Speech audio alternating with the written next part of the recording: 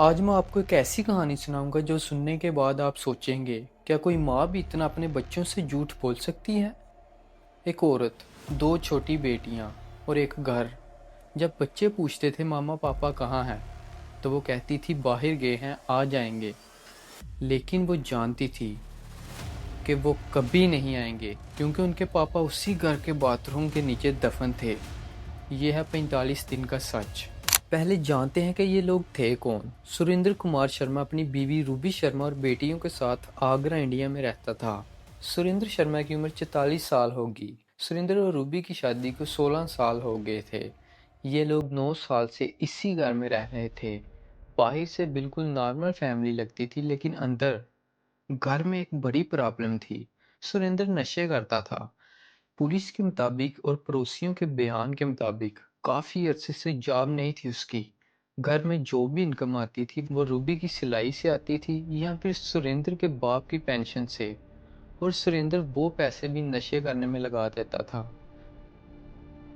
जब रूबी मना करती थी तो वो उसे मारता था, बच्चों को भी मारता था। उनके एक पड़ोसी गौरव ने बताया रोज झगड़े होते थे, पूरा मोहल्ला जानता है। 16 साल तक रूबी ने ये सहा, और फिर एक दिन उसने डिसाइड किया कि अब और नहीं। तो रूबी ने पहले से प्लान बनाया था। एक दिन उसने अपनी दोनों बेटियों को सुरेंद्र के भाई अनिल के घर भेज दिया। फिर घर में अकेले रूबी ने खीर बनाई और उस खीर में स्लीपिंग पिल्स मिलाई। एक या दो नहीं, बल्कि 18-20 गोलियां। सुरेंद्र ने खीर खाई और बेहोश हो गया। इन्वेस्टिगेटर्स के मुताबिक जब बेटियां वापस आई, उन्होंने अपने बाप को बेड पर बेहोश देखा, लेकिन उन्हें कुछ अजीब नहीं लगा, क्योंकि उनकी लाइफ में ये नया नहीं था। बाप अक्सर नशे करके बेहोश रहता था, तो उन्हें लगा पापा नशे करके सो गया है। अगली सुबह रूबी ने बेटियों को वापस अनिल अंकल के घर भेज दिया।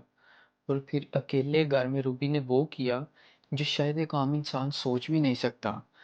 बाथरूम में एक गड्ढा खोदा, सुरेंद्र की लाश उसमें रखी, ऊपर से सीमेंट डाला, टाइल्स लगाई, बिल्कुल साफ, कोई निशानी नहीं, कोई खून नहीं, कुछ नहीं।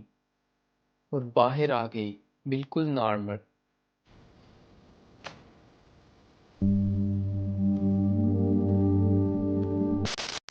अगली सुबह रूबी ने रिलेटिव्स को बताया सुरेंद्र गायब हो गया है।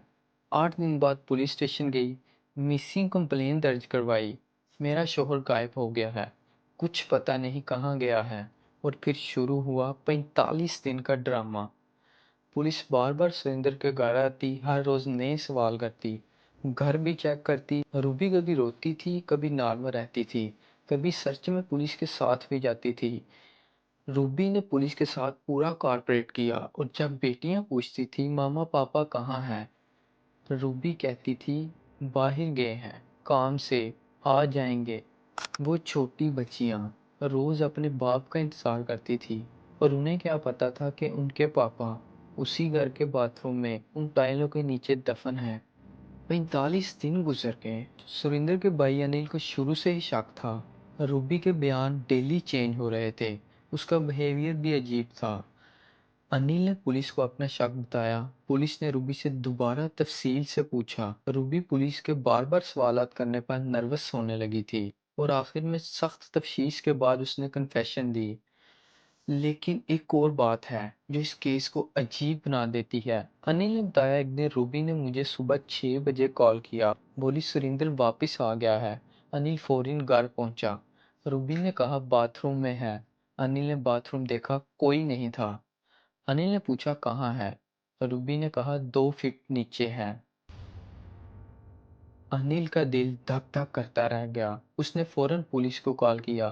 थोड़ी देर में पुलिस आई, बाथरूम का फर्श तोड़ा, और वहां सीमेंट और टाइल्स के नीचे सुरेंद्र की हड्डियां थी। आप इस वीडियो में भी देख सकते हैं।